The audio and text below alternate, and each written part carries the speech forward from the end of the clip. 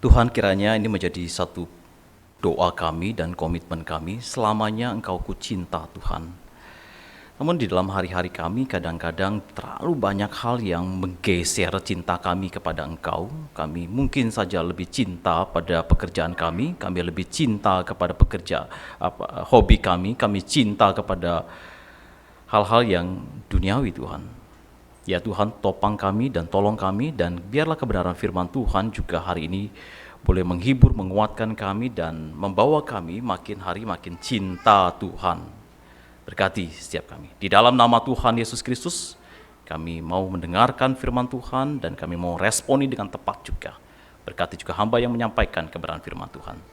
Terpujilah Tuhan di dalam nama Tuhan Yesus Kristus. Haleluya. Amin. Silakan duduk kembali.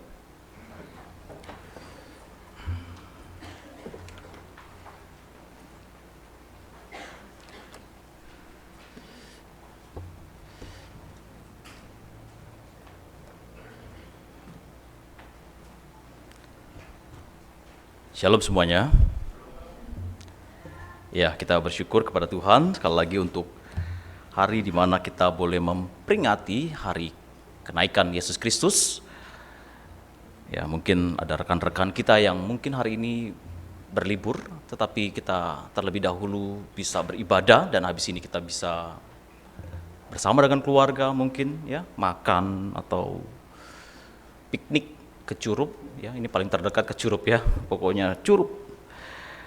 Kita akan merenungkan firman Tuhan Lukas pasal 24 ayat 50 sampai 53.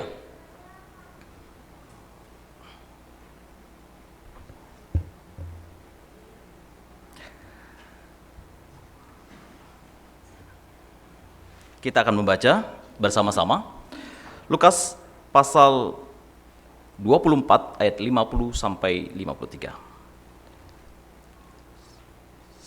Sudah ketemu semua? 1, 2, 3. Lalu Yesus membawa mereka keluar kota sampai dekat Betania. Di situ ia mengangkat tangannya dan memberkati mereka. Dan ketika ia sedang memberkati mereka, ia berpisah dari mereka dan terangkat ke surga. Mereka sujud menyembah kepadanya, lalu mereka pulang ke Yerusalem dengan sangat bersukacita. Mereka senantiasa berada dalam bait Allah dan memuliakan Allah. Amin. Nah, saudara terkasih, seberapa banyak di antara kita sih sebenarnya baru mengetahui ada peristiwa kenaikan Yesus? Halo, ada? Oh, ternyata di dalam kekristenan ada kenaikan Yesus Kristus ya. Mungkin dulu itu bukan Yesus Kristus, tapi kenaikan Isa Al-Masih, ya, Isa Al-Masih. Lalu diskusi tentang apakah Isa dan Yesus itu juga sama. Ternyata di dalam diskusi itu Isa yang di dalam mereka itu berbeda dengan apa yang ditulis oleh Alkitab. Jadi Isa itu tidak sama dengan yang ada di dalam Alkitab. Berbeda, mirip-mirip orangnya kagak tahu, karena tidak mungkin di dalam satu person, di dalam satu pribadi itu menjadi satu perbedaan yang sangat-sangat berbeda, bertolak belakang. Kalau Isa datang itu justru menghancurkan salib-salib dan membunuh babi-babi, dan di dalam kekristenan tidak pernah diajarkan demikian. Sepertinya Yesus kurang kerjaan kak bunuh babi ya, jadi itu jadi berbeda. Makanya diskusi itu menghasilkan bahwa ini kenaikan Yesus Kristus, ya langsung to the point. Saudara terkasih, atau saudara tahu nggak sih sebenarnya benefit daripada kenaikan Yesus Kristus untuk kita? Mungkin kita benefitnya ya kita menambah hari libur hari ini ya. Kita hari ini libur dan kita tidak kerja. Untuk apa ia naik dan meninggalkan murid-muridnya pada waktu itu? Setidaknya kita harus mengerti dan memahami hal-hal yang mendasari peristiwa-peristiwa ini.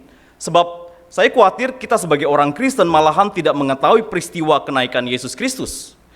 Jika saudara ingin mengetahui dasar-dasar keiman Kristen, saudara dapat membaca buku katekismus seperti Katekismus Heidelberg, itu sekitar tahun 1563, ya. Atau sebuah buku pedoman di dalam gereja-gereja Calvinis. itu Katekismus Heidelberg. Atau juga Katekismus Westminster yang ditulis sekitar tahun 1640, ditulis oleh para pemimpin gereja-gereja di Skotlandia atau juga di Inggris. Itu untuk menjawab pertanyaan-pertanyaan. Nah, saya akan mengutip sebuah pertanyaan dari Katekismus Heidelberg yang berkaitan dengan kenaikan Yesus Kristus di surga. Kita akan melihat pertanyaan nomor 46, ya. Ini buku yang tipis sebenarnya.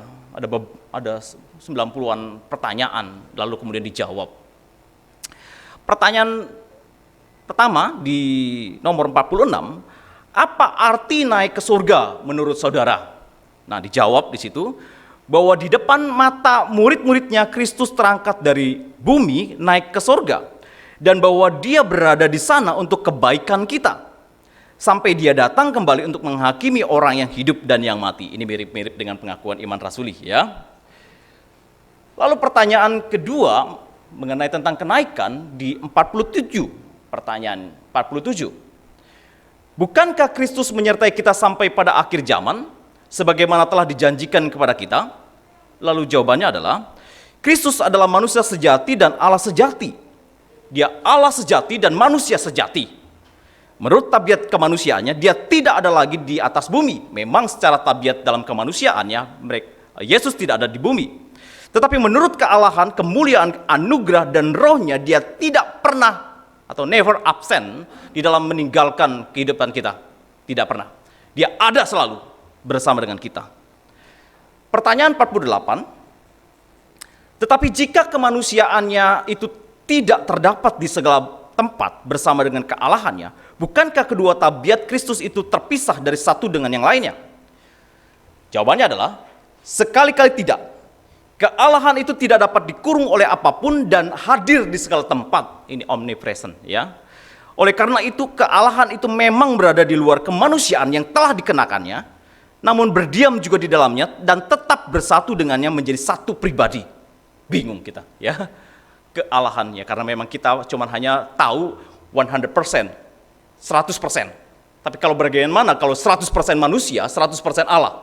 Nah, kita belum bisa memilah itu, ya, seperti koin yang kemudian kita potong-potong, ya, kemudian pasti ada sisi yang lain lagi. Itu tidak akan pernah bisa.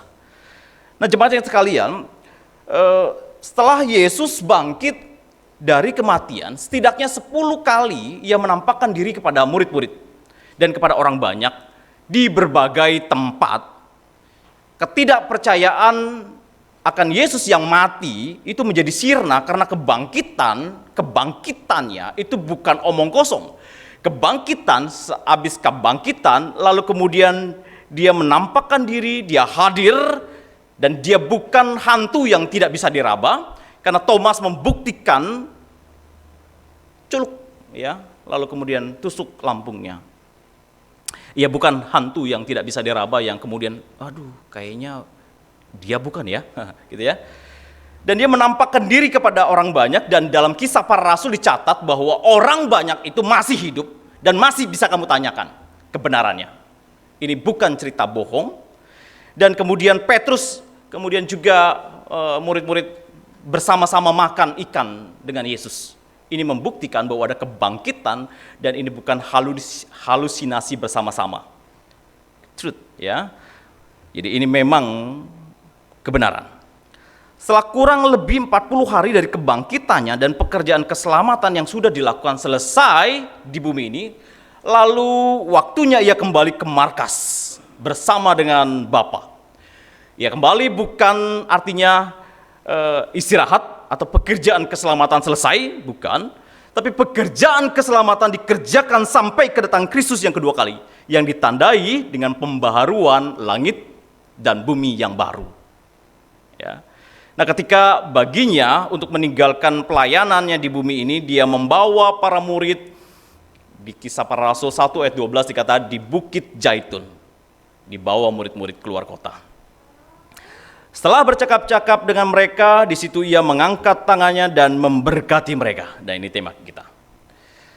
Di situ setelah bercakap-cakap, ia mengangkat tangannya dan memberkati mereka. Saudara yang terkasih, apa signifikansi dari ia memberkati mereka? Kata memberkati eulogia menjadi signifikan dalam pembukaan kitab atau Injil Lukas. Lukas mencatat satu peristiwa yang kata-katanya adalah memberkati, atau memberkati itu bisa juga memuji ya. Pada waktu Imam Zakaria tidak berkata-kata di bait Allah, ketidakpercayaannya sehingga ia tidak dapat mengucapkan berkat imamat kepada orang-orang ketika ia keluar dari bait Allah. Itu di Lukas 1 ayat 22. Seharusnya Zakaria ketika dia keluar, dia memberkati umat. Nah, Elizabeth memberkati Maria dan anaknya. Zakaria memuji Tuhan atau memberkati juga, kata-kata yang baik. Simeon memberkati, memuji Tuhan di bait suci di saat melihat Yesus. Dan kemudian memberkati orang tuanya. Nah, kata ini tidak muncul lagi sampai Yesus itu memberkati roti di Emmaus. Lukas menggunakan kata memberkati dalam pasal 24 ayat 50 sampai 53 tadi, ya, 51. Dengan demikian, Lukas ingin menempatkan Yesus dengan jelas ada latar belakang bait suci dan tugas imam. Sebagai Mesias yang telah bangkit, Yesus kemudian mempunyai otoritas untuk memberkati. Nah, gambaran ini menjadi penting dari surat-suratnya kepada orang-orang Ibrani yang menggambarkan perantaran iman besar Yesus setelah kenaikan ke surga. Yesus juga adalah nabi Allah, dan kita kembali diingatkan adakan Nabi Elia yang terangkat, ya. Nabi Elia terangkat, dan itu membuktikan bahwa Yesus juga nabi. Kesimpulannya, Lukas menunjukkan kepada Yesus sebagai nabi, imam, dan Mesias. Itu tujuannya. Ia mengangkat tangannya dan memberkati mereka. Apa arti memberkati? Di dalam kamus bahasa Inggris, blessing artinya God, favor, and protecting. Tuhan senang, ya, atau juga Tuhan melindungi. Lalu apa artinya bagi kita sebagai orang percaya? Berkat dapat berarti berdoa bagi orang-orang percaya lainnya. Kalau kita berkata kiranya Tuhan memberkati engkau, itu artinya saya berdoa bagimu. Kita akan mengingat mereka dalam doa dan keseharian kita, supaya mereka diberkati oleh Tuhan. Ya, ini selalu begitu ya. Kalau kita kata-kata atau di dalam awal, biasanya di akhir kalimat kita, Tuhan Yesus memberkati. Lalu ketemu dengan orang, Tuhan Yesus memberkati. Artinya bahwa kita berdoa bagi mereka agar Tuhan memberkatinya. Namun berkat juga berkaitan dengan tugas sebagai imam yang tadi. Para imam dalam perjanjian lama, salah satu tugasnya adalah membawa korban kepada Tuhan untuk umatnya. Bawa korban, lalu kemudian keluar dari bait Allah, kemudian dia memberkati. Setelah pengorbanan dan persembahan diselesaikan, imam akan memberkati umatnya. Imam haruslah orang yang memiliki keyakinan yang baik dan beres di hadapan Tuhan. Seorang imam. Ingat peristiwa Zakaria, ketika ia keluar dari bait Allah, seharusnya dia memberkati umat, namun karena ketidakpercayaannya akan istrinya yang tidak bisalah hamil, ya, maka dia tidak bisa memberkatinya, mulutnya tidak bisa berkata-kata, karena dia tidak selesai dengan dirinya. Kenapa? Karena ketidakpercayaan akan firman Tuhan. Maka seorang imam ketika mau memberkati, dia selesai dengan dirinya, dia percaya pada Kristus atau percaya kepada Allah yang menjadi pelindungnya. Maka penting sekali pengucapan berkat seharusnya hanya dapat dilakukan oleh orang-orang yang sudah selesai dengan Tuhan. Paham ya? Ini bukan dimain-mainkan, bukan asal-asalan. Begitu juga dengan orang-orang yang berdosa.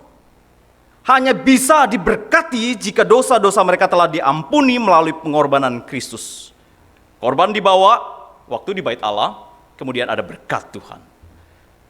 Maka imam itu harus beres di dalam hidupnya, kepercayaannya kepada Allah, dan orang yang diberkati juga harus beres, membereskan ketika ada pengorbanan di dalamnya dan menerima berkat Tuhan. Lalu apa yang diucapkan oleh para imam? Di dalam Bilangan 6 telah diberitahukan kepada Harun apa yang harus dikatakan imam besar. Bilangan 6 ayat 24 sampai 26. Tuhan memberkati engkau dan melindungi engkau. Tuhan menyinari engkau dengan wajahnya dan memberi engkau kasih karunia. Tuhan menghadapkan wajahnya kepadamu dan memberi engkau damai sejahtera. Kita sering dengar ya, di dalam akhir ibadah, seorang hamba Tuhan akan memberkati jemaatnya dengan kalimat ini.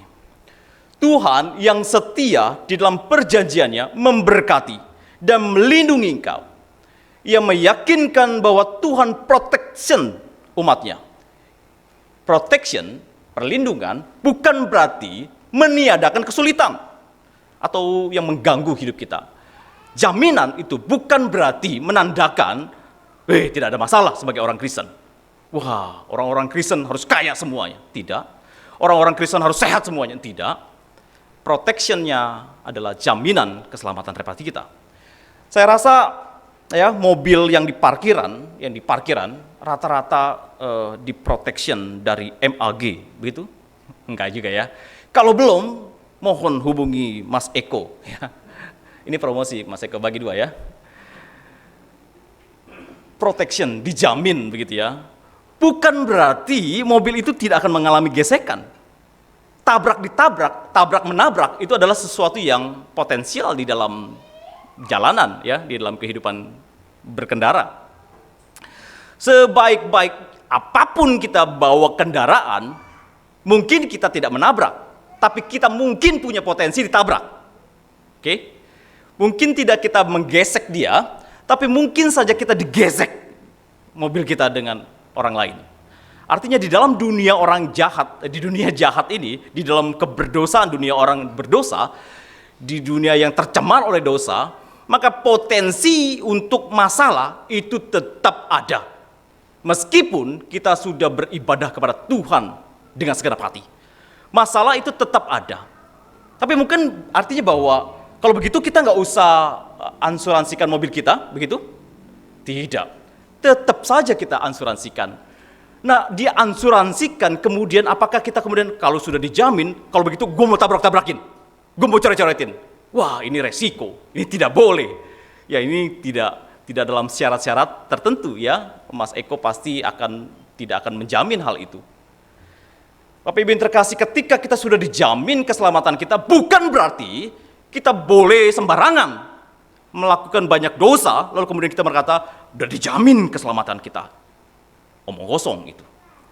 Di dalam asuransi pun, itu kita ada klaim-klaim tertentu yang tidak bisa diklaim, ya, atau ada syarat-syarat tertentu. Bapak Ibu yang terkasih, proteksi itu bukan menandakan bahwa tidak ada masalah. Di dalam kekristenan ada proteksi yang Tuhan berikan. Bukan berarti meniadakan masalah. Pusing, iya, tetap. Stres ada? Ada. Nggak punya duit? Ada. Sakit? Iya. Kenapa? Karena dunia ini sudah tercemar oleh dosa. Tuhan menjamin keselamatan kita, namun bukan tidak ada masalah hidup. Masalah hidup tetap kita hadapi, karena dunia ini tidak ramah. Kalau begitu kita tidak butuh Tuhan?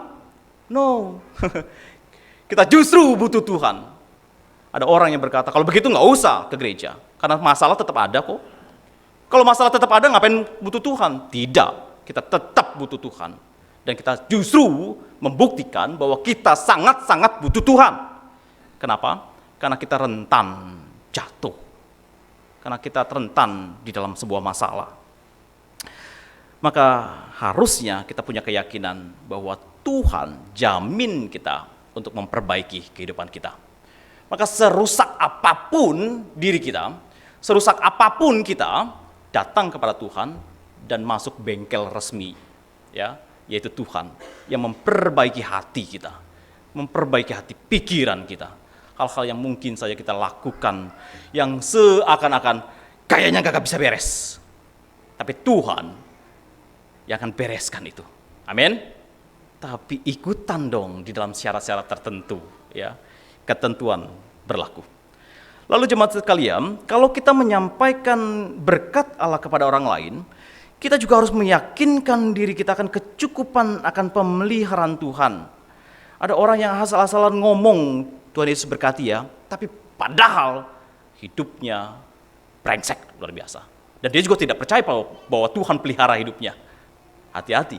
Di dalam saya baca buku yang kemarin kita bahas juga, di dalam pertemuan hamba Tuhan, dibilang begini, hati-hati engkau memberkati. Karena bisa saja orang itu tidak layak untuk diberkati. Kutuklah kemudian dinyatakan untuk mereka. Hati-hati. Saudara, kita harus selesai juga bahwa kita yakin bahwa Tuhan pelihara hidupku. Maka berkat itu harus disampaikan di mimbar ini oleh hamba Tuhan. Karena hamba Tuhan selesai hidupnya. Tapi kalau ada hamba Tuhan yang tidak selesai dengan hidupnya dengan Tuhan, itu juga masalah. Hati-hati. Nah, Bapak Ibu yang terkasih, pada waktu reformasi, keimaman menjadi bagian setiap orang percaya yang disebut imamat yang rajani. Maka sepatutnya kita sebagai orang percaya saling memberkati satu dengan yang lain, karena kita adalah imamat yang rajani. Kita mengharapkan yang terbaik dari Tuhan atas hidup seseorang. Ini bukan hanya berbicara terbaik, bicara tentang kesehatan, bukan bicara tentang hanya harta yang ada dalam dunia ini, melainkan yang datang dari atas, yaitu Allah di dalam perkenanannya. Ketika kita berkata, Tuhan Yesus berkatimu, Tuhan berkenan atasmu. Hal yang berikutnya adalah ketika kita berbicara memberkati, kita sedang menyampaikan kehadiran Allah atas mereka. Berkat Allah menandakan kehadiran Allah secara pribadi, Tuhan menyinari dan Tuhan menghadapkan wajahnya kepadamu.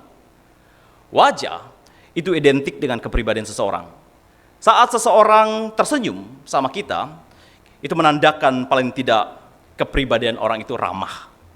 Tapi kalau ada cemberut terus, itu menandakan orang ini memang judes gitu ya. Wajah cemberut, kesel, itu menandakan sebuah kepribadian juga. Kalau kita murah senyum, berarti orang ini cukup ramah. Raut wajah, air wajah dapat memberikan kesan seperti apa diri kita. Tuhan menghadapkan wajahnya kepadamu dan memberi engkau damai sejahtera. Apa artinya? Tuhan hadir. Tuhan beserta dalam berbagai perjalanan hidup kita atau pengalaman hidup kita. Tuhan hadir dalam tiang awan dan tiang api. Tuhan hadir dalam tabernakel. Tuhan hadir dalam firman-Nya hari ini. Maka memberkati bukan hanya sekedar berdoa, mengharapkan sesuatu yang baik terjadi pada orang percaya, namun juga memberkati, juga menyatakan kehadiran Tuhan bagi kita dan mereka. Orang Kristen sering terjebak kepada berkat Tuhan hanya urusan pekerjaan selesai. Wih, engkau diberkati oleh Tuhan. Kenapa? Pekerjaanmu selesai. Masalah selesai. Elizabeth dari yang tidak punya anak menjadi punya anak. Simeon yang dari tidak melihat menjadi melihat.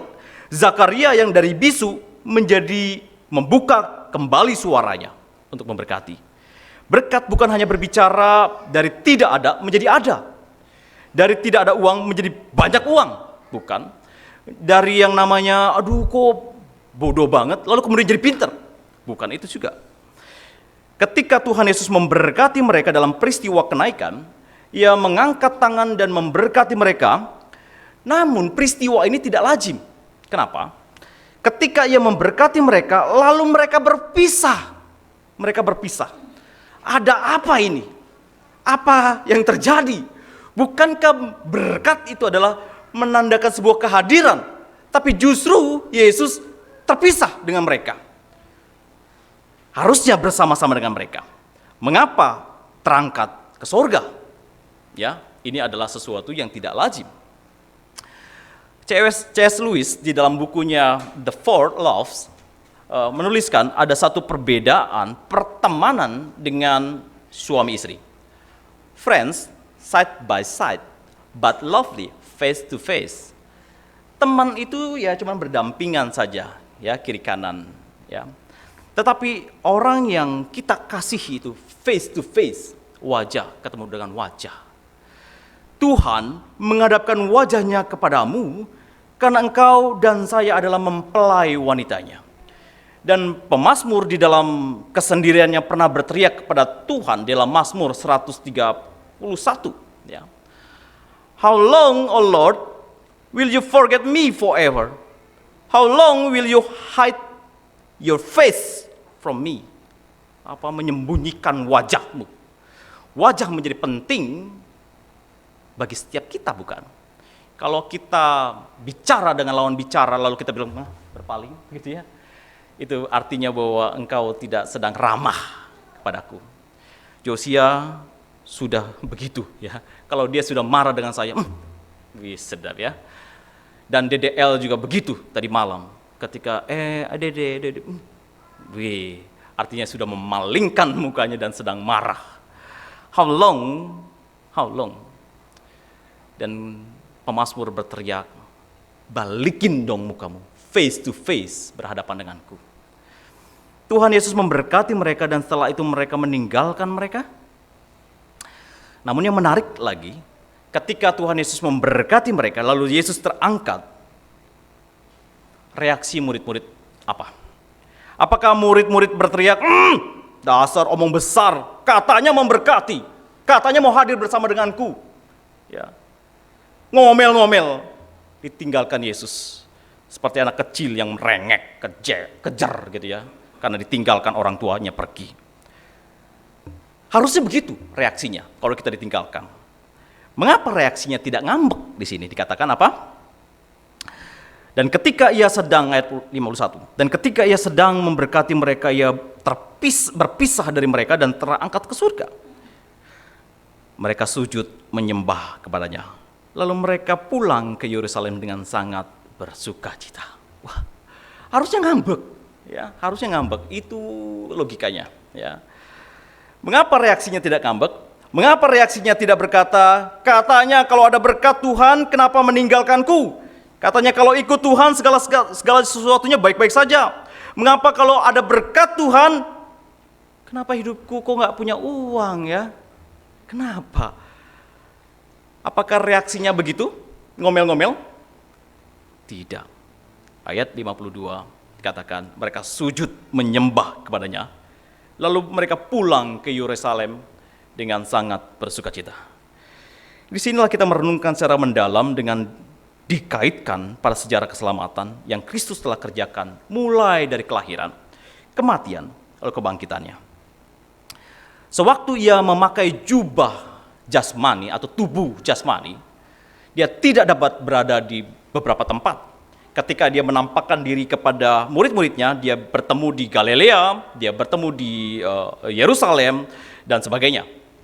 Namun ketika ia naik ke surga dalam tubuh kemuliaannya, ini membuktikan dia dari atas dan kembali kepada tempatnya yang di atas. Ia adalah Allah yang tanpa batas, akan kembali tanpa batas, atau dibatasi oleh ruang dan waktu. Kealahannya tidak dibatasi tempat yang paling tersembunyi apapun. Waktu dia di dalam paket tubuh jasmani, dia menjadi terbatas. Dia harus bertemu dengan saya di gereja ini, dia tidak bisa bertemu di gereja yang lain. Dan ketika dia naik, dia sedang membuktikan kealahannya. Kenaikan ke surga diikuti dengan turunnya Roh Kudus yang akan selalu bersama-sama murid-murid dan orang percaya lainnya. Kenaikan Yesus akan disambung dengan Roh Kudus, itu sebabnya para murid tidak lagi bersedih karena merasa ditinggalkan Tuhan naik ke surga, melainkan ia bersuka cita karena Roh Kudus akan menyertai dia kemanapun mereka pergi. Tidak ada tempat yang tersembunyi yang membatasi Yesus memberkati kita.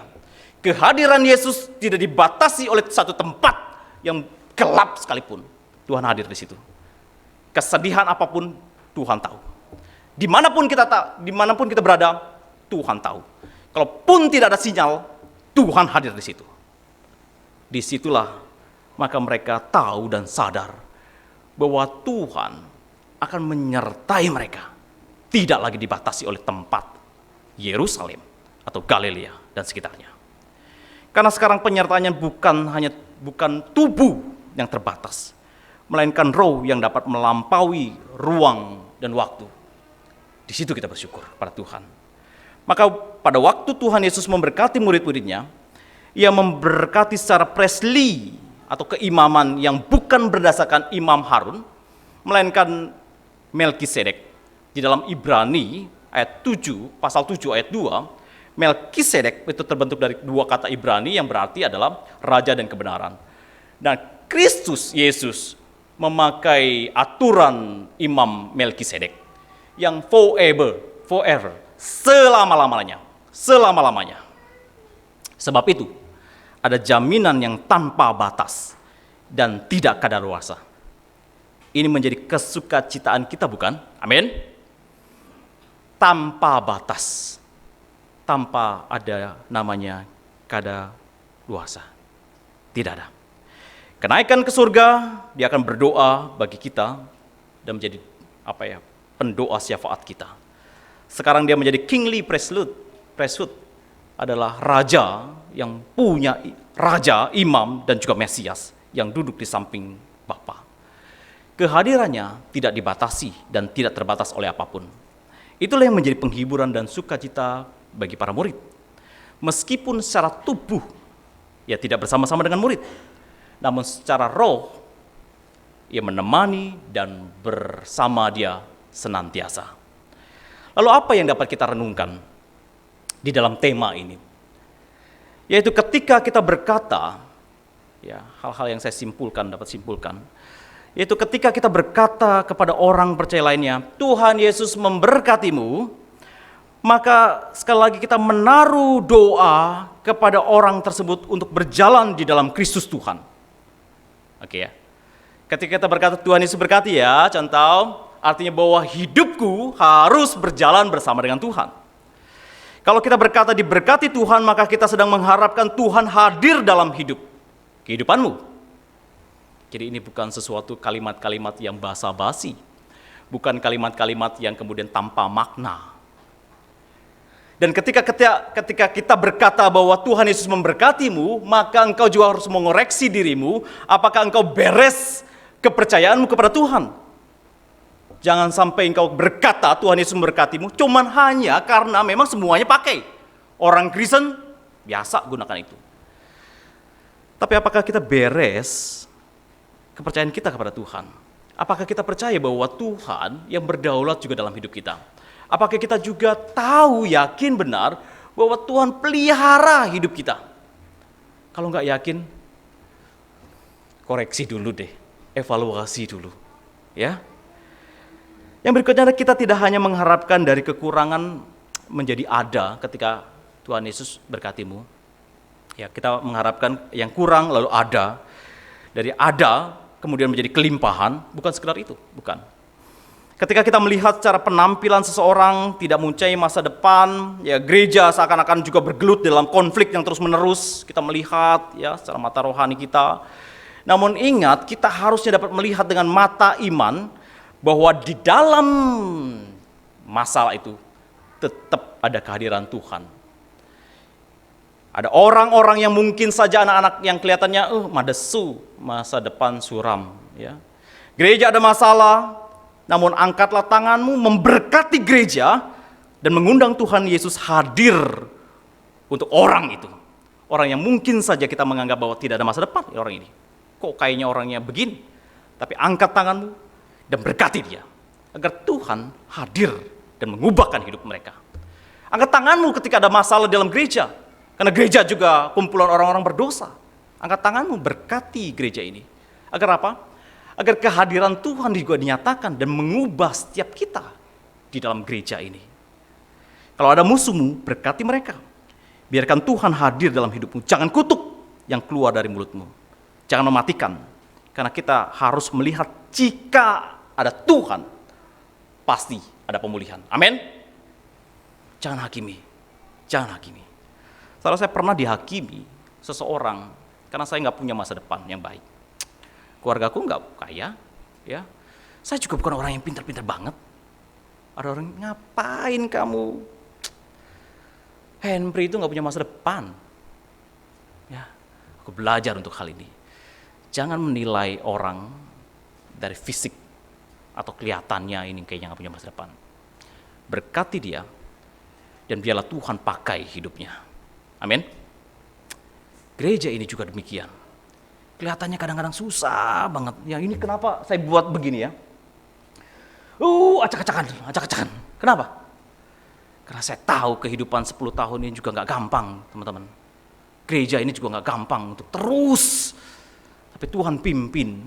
Karena ada anak-anak Tuhan yang tetap berdoa bagi gerejanya. Dan itu keyakinan saya. Bahwa Tuhan hadir untuk memulihkan setiap anak-anak Tuhan. Bapak Ibu yang terkasih, saudara jangan selalu mengandalkan mata fisik untuk melihat ini dan itu. Jangan cuma hanya melihat, aduh ini kayaknya susah banget, aduh nggak punya duit ini, nggak mungkin lah. Apalagi kita mau bangun gereja Pak Asyang ya. Wah, kita kemarin kumpul-kumpul, gimana duitnya? Kagak tahu. Aduh susah. Harusnya tahu duitnya tampak dulu dong, baru kemudian ada keyakinan. Kadang-kadang juga begitu. Saya juga, aduh mikir Tuhan bagaimana ini duit jemaat juga nggak banyak. Dan saya harus melihat, tidak mengandalkan mata jasmani saya. Di dalam film Narnia, ya teman-teman, jemaat Tuhan pernah nonton film Narnia kan? Di dalam film Narnia ada namanya, di dalam dunia realistik, ada dunia yang namanya ada dunia yang dia ada, terus kemudian ketika buka satu lemari begitu pakaiannya dia, terus kemudian ada dunia lain yang kasat mata, yang bukan kita nggak lihat, tapi di situ ada dunia lain, ada realistik yang lain, teman-teman. Jangan hanya melihat orang itu tidak pernah akan berubah, jangan. Lihatlah daripada sudut pandang Tuhan, maka berkati mereka.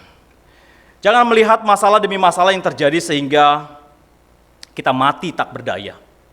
Namun lihatlah bagaimana dengan masalah saya dapat melihat Tuhan yang sedang bekerja menemani saya.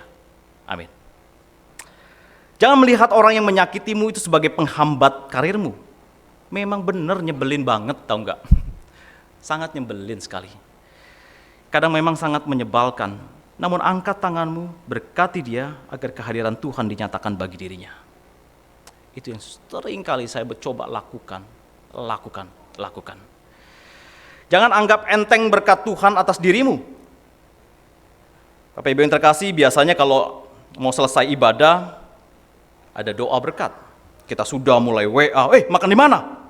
Pergi kemana ini? Ya, kita tidak lagi menghormati tentang berkat yang akan diberikan oleh hamba Tuhan. Ambil sikap hati untuk menerima berkat Tuhan. Terimalah berkat Tuhan dengan sujud menyembah, agar kehadiran Tuhan terus bersamamu sepanjang hari hidupmu. Meskipun ada masalah, Tuhan hadir bersamaku. Terimalah berkat Tuhan yang artinya bukan hanya berbicara tentang kesehatan, harta, masalah demi masalah, melainkan kehadiran Tuhan atasmu nyata, face to face, karena engkau dan saya dalam mempelainya. Jangan khawatir, atau jangan terlalu khawatir. Jangan terlalu jengkel dengan seseorang. Jangan terlalu benci, karena benci bisa kamu makin sayang sama dia. Jangan terlalu ngedumel tentang banyak hal. Tuhan tidak meninggalkanmu sendirian. Berikan berkatmu atasnya, dan Tuhan akan menghadapkan wajahnya kepadamu dan memberi engkau damai sejahtera. Amin. Kiranya Tuhan Yesus memberkati kita semua. Kehadiran Tuhan hari ini sampai selama-lamanya. Forever sampai hidupmu. Dan kalau ada masalah dengan orang lain, berkati dia, agar Tuhan bekerja dalam hatinya. God bless you. Mari kita berdoa. Bapa Surgawi, kami bersyukur ya Tuhan, bahwa Engkau tidak meninggalkan kami seorang diri. Namun Engkau hadir bersama kami dalam ruang dan waktu yang tak terbatas Tuhan. Kami bersyukur bahwa keberadaan kami Engkau ketahui secara detail. Entahkah kami sedang sedih, entahkah sedang kami bahagia, entahkah sedang kami berdosa Tuhan. Tuhan tolong kami agar benar-benar sujud menyembah Tuhan dan boleh bersuka cita. Ketika Engkau mengangkat tanganmu, memberkati murid-murid, itu juga memberkati setiap kami. Menandakan bahwa Tuhan berdaulat sampai hari ini. Terima kasih Tuhan, di dalam nama-Mu kami berdoa. Amin.